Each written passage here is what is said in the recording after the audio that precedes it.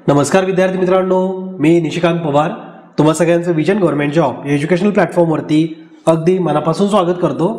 आज आपण 24 फेब्रुवारीच्या महत्त्वाच्या घडामोडी अगदी डिटेलमध्ये अभ्यासणार आहे। या लेक्चरची पीडीएफ तुम्ही आपल्या टेलिग्राम चॅनलवरून नक्की डाउनलोड करा, याचा फायदा तुम्हाला रिव्हिजनसाठी होणारच आहे। डायरेक्टली मुद्द्याकडे येऊ। पहिला प्रश्न आहे, अलीकडेच कोणत्या राज्याने पंतप्रधान उच्चतर शिक्षा अभियान, त्याला पीएम उषा असं म्हटलं जातं, तर या योजनेअंतर्गत 740 कोटी रुपये मिळवले। तर एक्झाम मध्ये असा काही फिगर देऊन क्वेश्चन नाहीत विचारणार, पण पीएम उषा योजनाबद्दल नक्कीच क्वेश्चन येऊ शकतो। रिसेंट चर्चेमध्ये असल्यामुळं हे जे राज्य आहे ज्याला 740 कोटी रुपये मिळालेत ते पण तुम्हाला माहिती असायलाच पाहिजे, आणि ते राज्य आहे उत्तर प्रदेश, ज्या राज्याला पीएम उषा या योजनेअंतर्गत 740 कोटींची मदत करण्यात आली आहे। आता ही नेमकी पीएम उषा योजना काय आहे, तर राष्ट्रीय उच्चतर शिक्षा अभियानाची सुधारित आवृत्ती, म्हणजेच पंतप्रधान उच्चतर शिक्षा अभियान, त्याला पीएम उषा असं म्हटलं जातं। या योजनेअंतर्गत उत्तर प्रदेशला भारतातील सर्वात मोठी रक्कम जी इतर राज्यांसाठी दिली जाते त्या तुलनेमध्ये सर्वाधिक 740 कोटी रुपये मिळालेले आहेत। शिक्षण मंत्रालयाच्या अंतर्गत केंद्र पुरस्कृत ही एक योजना आहे, ज्याचं उद्दिष्ट राष्ट्रीय शिक्षण धोरण 2020च्या अनुषंगाने राज्यातील उच्च शिक्षण संस्थांची गुणवत्ता वाढवणं असं आहे। त्याचबरोबर पीएम उषा उच्च शिक्षणासाठी गुणवत्ता हमीसाठी विहित निकष, मानके आणि मान्यता यांचे पालन करण्यावर सुद्धा भर देते। म्हणजेच एकूण या राज्यामध्ये उच्च शिक्षणाचा दर्जा कसा वाढेल यासाठी प्रयत्न करणारी ही योजना आहे, ती म्हणजे प्रधानमंत्री उच्चतर शिक्षा अभियान, पीएम उषा। ओके, लक्षात ठेवायचंय। याच्यातून आपल्याला जे आपण नवीन राष्ट्रीय शिक्षण धोरण 2020चं जे अंमलात आणतोय, तर त्याच अनुषंगाने राज्यामध्ये उच्च शिक्षणाच्या संस्थांची गुणवत्ता वाढवणं हे या योजनेपाठीमागचा उद्देश आहे। ठीक आहे, पुढचा प्रश्न खूप जास्त महत्वाचा आहे। रायसिना डायलॉग विषयी योग्य विधान ओळखा। रायसिना डायलॉग मध्ये जगातील अनेक देशांचे परराष्ट्र मंत्री सहभागी होतात, आणि दुसरं विधान आहे 2019 मध्ये ही परिषद सुरू झाली। तर रायसिना डायलॉग्स हे भारताचं जागतिक एक जगाच्या बद्दलचं पॉलिसी रिप्रेझेंट करणारे एक व्यासपीठ आहे, ज्याची सुरुवात 2019 मध्ये नाही तर 2016 मध्ये झाली होती। त्याच्यामुळं दुसरं विधान अयोग्य आहे, चुकीचं आहे। पहिलं विधान योग्य आहे का, तर यस, या रायसिना डायलॉग्स मध्ये भरपूर साऱ्या देशांमधून परराष्ट्र मंत्री सहभागी होतात, वेगवेगळ्या लेवलचे उच्च अधिकारी सुद्धा याच्यामध्ये सहभागी होतात। त्यामुळं फक्त एक म्हणजे पर्याय क्रमांक 1 हे आपलं करेक्ट आन्सर आहे। अशा प्रकारे पंतप्रधान नरेंद्र मोदी आणि इतरही जगातले मान्यवर त्यांच्यासोबत उपस्थित आहेत, ज्यांनी रायसिना डायलॉग्सचं नुकतंच उद्घाटन केलं। 21-23 फेब्रुवारी दरम्यान ही चालली आहे, आणि ही या रायसिना डायलॉग्सची 9वी एडिशन होती। ओके, 2016 मध्ये हे आवृत्ती सुरू झालेली आहे। 115 देशांचे साधारण 2500 पेक्षा जास्त प्रतिनिधींनी याच्यामध्ये सहभाग नोंदवला होता। या रायसिना डायलॉग्स 2024 ची थीम तुम्हाला माहिती असायला पाहिजे। याची थीम आहे चतुरंग, म्हणजे त्याच्यामध्ये 4 वेगवेगळे सी आहेत: controversy, competition, cooperation and construction. Okay, लक्षात ठेवायचे, थीम वरती आयोग क्वेश्चन विचारू शकेल। चतुरंग, ज्यामध्ये कॉन्ट्रोवर्सी म्हणजे वाद, कॉम्पिटिशन म्हणजे स्पर्धा, कोऑपरेशन म्हणजे सहकार्य, आणि कन्स्ट्रक्शन म्हणजे बांधकाम। अशा प्रकारची ही थीम आहे। यामध्ये 115 देशांचे प्रतिनिधी, साधारण 2,500 प्रतिनिधी उपस्थित होते, आणि भारताचं एक जे आपल्या इतर देशांबद्दलच्या ज्या पॉलिसीज आहेत, आपलं जगाकडे बघण्याचा भारताचा दृष्टिकोन काय, तर भारताचं जे जगातलं एक वर्चस्व आहे, राजनैतिक वर्चस्व असेल किंवा एक सॉफ्ट पॉवर आपली, तर ते प्रेझेंट करणारं हे एक व्यासपीठ आहे। 2016 मध्ये याची पहिली परिषद आयोजित केली होती। याची थीम, फर्स्ट एडिशनची थीम पण माहिती असायला पाहिजे ना, तर Asia regional and global connectivity असं 2016च्या रायसिना डायलॉग्सचं एक थीम होती। ठीक आहे, या रायसिना डायलॉग्सचं जे आयोजन आहे हे भारताच्या परराष्ट्र मंत्रालयाच्या अंतर्गत, त्याचबरोबर ऑब्झर्व्हर रिसर्च फाउंडेशन यांच्या मार्फत केलं जातं। ऑब्झर्व्हर रिसर्च फाउंडेशनला ORF म्हटलं जातं। ही एक भारताची स्वतंत्र अशी थिंक टँक आहे. ठीक आहे. या कार्यक्रमात सहभागी देश सध्याच्या भौगोलिक, राजकीय आणि भू आर्थिक यासह अनेक मुद्द्यांवरती चर्चा करतात. या बैठकीमध्ये विविध देशातील उच्चस्तरीय अधिकारी, धोरण बनवणारे, धोरणकर्ते, उद्योग जगातील नेते, पत्रकार यांचा समावेश होतो. आता याला रायसेना डायलॉग्स का म्हटलं जातं बरं? कारण रायसेना हिल्सवरतीच आपलं राष्ट्रपती भवन आहे, देशातलं सर्वोच्च पद आणि भारताचा प्रथम नागरिक असलेलं ठिकाण आहे, आणि म्हणून भारताच्या पहिल्या नागरिकाचा संवाद याचा रिप्रेझेंट करण्यासाठी रायसेना डायलॉग्स असं याचं नाव देण्यात आलेलं आहे. ओके. या परिषदेचा उद्देश काय? तर जगातील देशांमध्ये कोऑपरेशन वाढवणं किंवा समन्वय राखणं, त्याचबरोबर भारत सरकार आंतरराष्ट्रीय संबंध आणि समस्यांवरती आपलं धोरण सुद्धा जगापुढे याच्यातून स्पष्टपणे व्यक्त करतो. गेल्या 8 वर्षांपासून 100 देशांचे प्रतिनिधी या परिषदेमध्ये सहभागी झालेले आहेत, आणि अशा परिस्थितीत भारत सरकार या कार्यक्रमाद्वारे स्वतःची एक राजनैतिक क्षमता सुद्धा जगामध्ये वाढवतोय. अतिशय पॉवरफुल असतात हे सगळ्या कॉन्फरन्स. 3 दिवसांचा हा इव्हेंट होता, आणि नक्कीच आयुष्यात कधी लाभ भेटला तर या अशा कॉन्फरन्सला किंवा रायसेना डायलॉग्सला खास करून नक्कीच अटेंड करण्याचा प्रयत्न करा. खूप आधीपासून पासेससाठी वगैरे प्रयत्न करावे लागतात. जर लाभ मिळाला तर नक्कीच या गोष्टीला प्रयत्न करा. पुढच्या क्वेश्चनकडे येऊ आता आपण. पहिल्या चाइल्ड फ्रेंडली पोलीस स्टेशनचे उद्घाटन कोठे झाले? तर हे आपल्या महाराष्ट्रामध्येच याचं उद्घाटन झालेलं आहे. महाराष्ट्रामध्ये धुळे जिल्ह्यातल्या आझाद नगर पोलीस ठाण्याला बालमैत्री पोलीस ठाणे म्हणून त्याचं उद्घाटन करण्यात आलंय. तर धुळे जिल्ह्यात हे आझाद नगर पोलीस स्टेशन. ओके. या उपक्रमाचा उद्देश मुलांसाठी सुरक्षित आणि आनंददायी जागा निर्माण करणं असा आहे, आणि त्याचबरोबर या पोलीस स्टेशनच्या तळमजल्याला एक खोली सुद्धा बनवली आहे, जी अशा पद्धतीने व्यवस्थित कलरिंग वगैरे केलेली किंवा मुलं अट्रॅक्ट होतील तर या पॉईंट ऑफ व्ह्यूने त्याला डिझाईन केलेले आहे. कार्टून्सचे त्याच्यावरती इमेजेस बनवलेले आहेत. तर असं हे first child friendly police station असणार आहे. ओके. आता असा चाइल्ड फ्रेंडली किंवा बालस्नेही पोलीस स्टेशन बनवण्याची आवश्यकताच का पडतीये? कारण आपल्याला काही मार्गदर्शक तत्व हे आयुष्यामध्ये फॉलो करायचे असतात. त्याचबरोबर जर तुम्ही काही प्रोफेशनल लाईफमध्ये आहात तर तिथं सुद्धा काही ठरवलेली मार्गदर्शक तत्व आहेत. जसं NCPCRच्या मार्गदर्शक तत्वांनुसार किंवा गायडन्सनुसार पोलीस ठाणं उभारताना फक्त रंगीबेरंगी भिंती किंवा अत्याधुनिक भौतिक पायाभूत सुविधा असणं पुरेसं नाहीये. तर 2017च्या NCPCR मार्गदर्शक तत्वांनुसार सिद्धांत प्रभावीपणे प्रत्यक्षात आणून पोलिसिंग आणि बाल संरक्षण याच्यातलं जे अंतर आहे, याच्यातली जी तफावत आहे कमी करणं हेच अंतिम ध्येय आहे.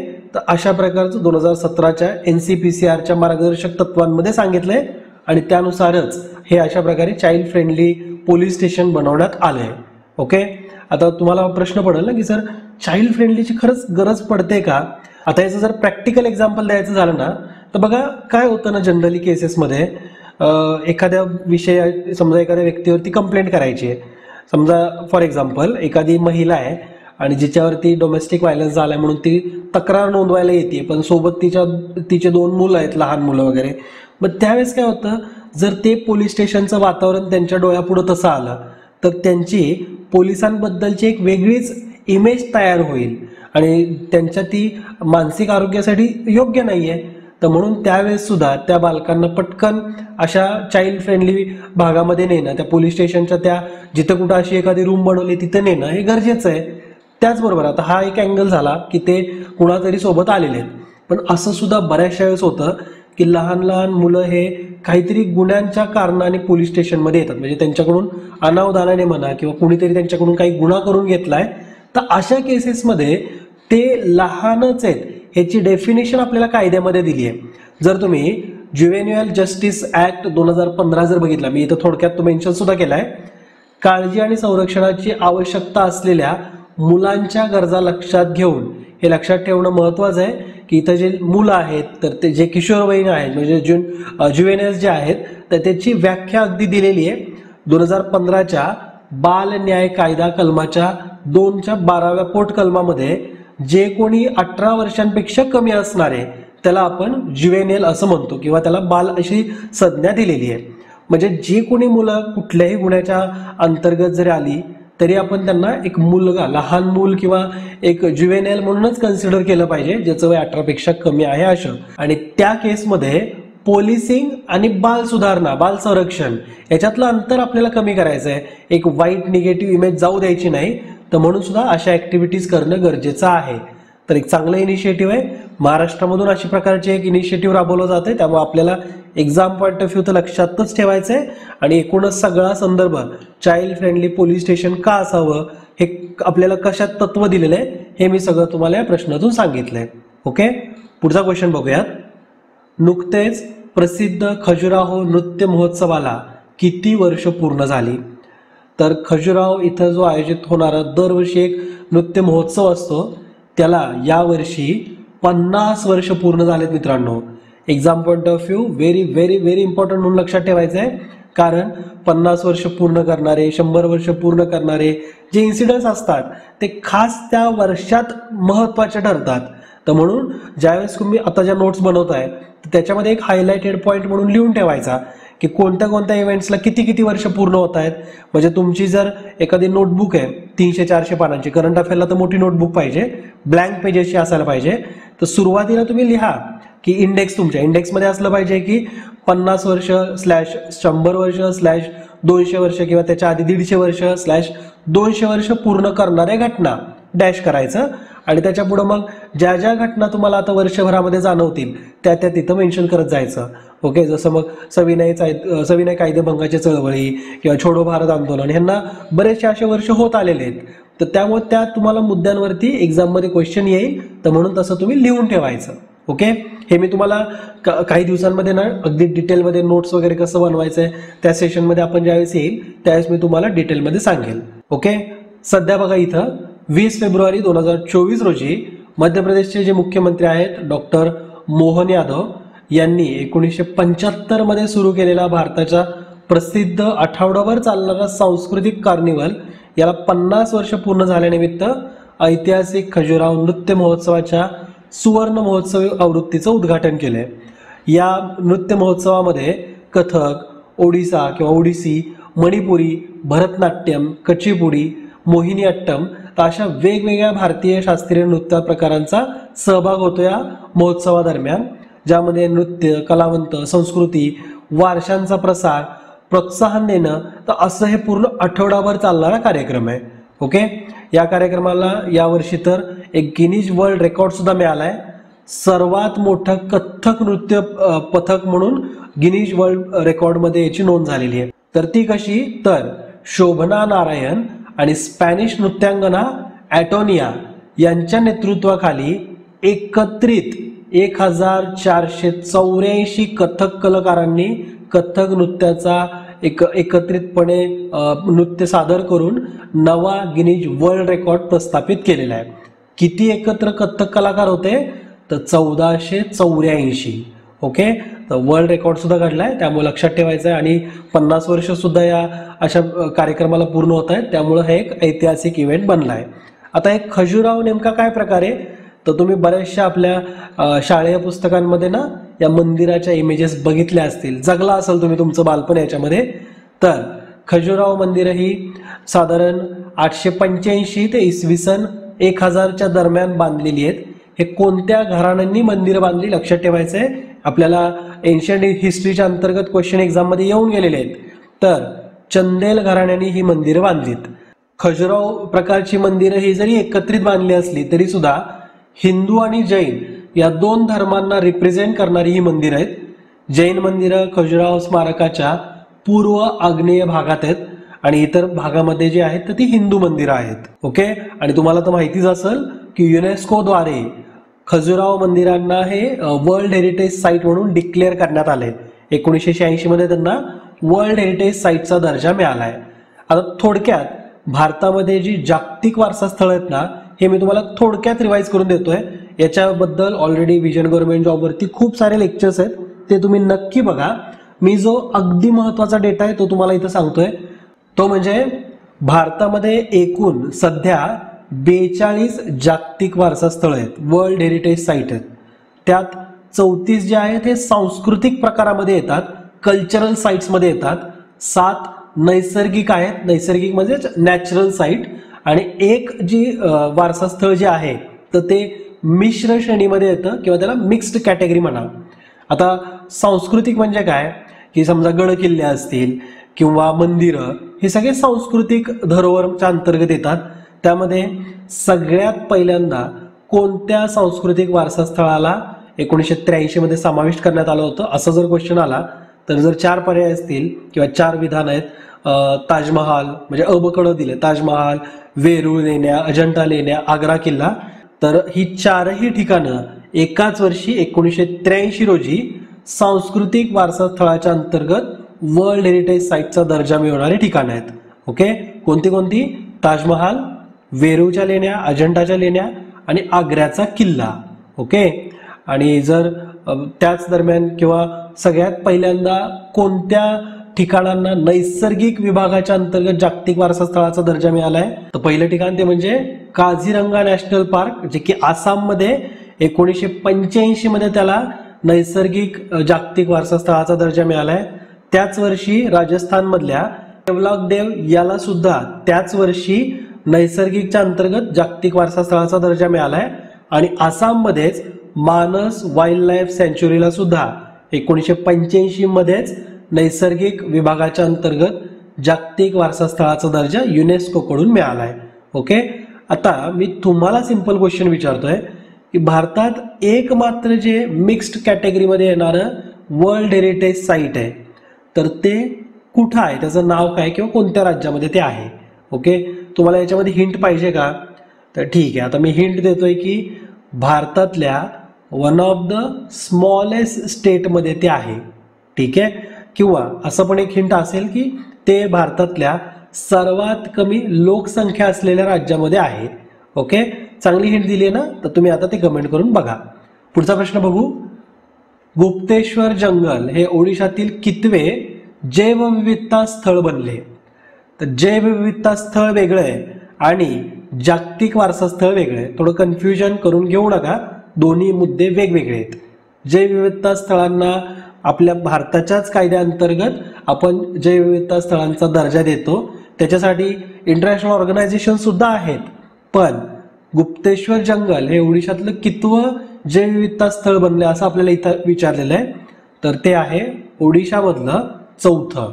ओके, ओडिशातील कोरापुट जिल्ह्यातील गुप्तेश्वर शिव मंदिराजवळ प्राचीन असं गुप्तेश्वर जंगलाला राज्यातील 4थे जैवविविधता वारसा स्थळ, ज्याला बायोडायव्हर्सिटी हेरिटेज साईटचा दर्जा देण्यात आलाय. आता या गुप्तेश्वर जंगलाविषयी जर काही की पॉइंट सांगायचं झालं तर याचे एकूण क्षेत्रफळ जे आहे ते 350 हेक्टरपेक्षा जास्त आहे. इथं प्राण्यांच्या, वनस्पतींच्या असंख्य प्रजाती बघायला मिळतात. भरपूर अशी बायोडायव्हर्सिटी आहे. प्राण्यांच्याच बघितल्या तर 28 प्रजाती फक्त सस्तन प्राण्यांच्या आहेत आणि सगळ्या एकूण प्राण्यांच्या प्रजाती जर बघाल तर 600 पेक्षा जास्त इथं प्राण्यांच्या प्रजाती आपल्याला बघायला मिळतील.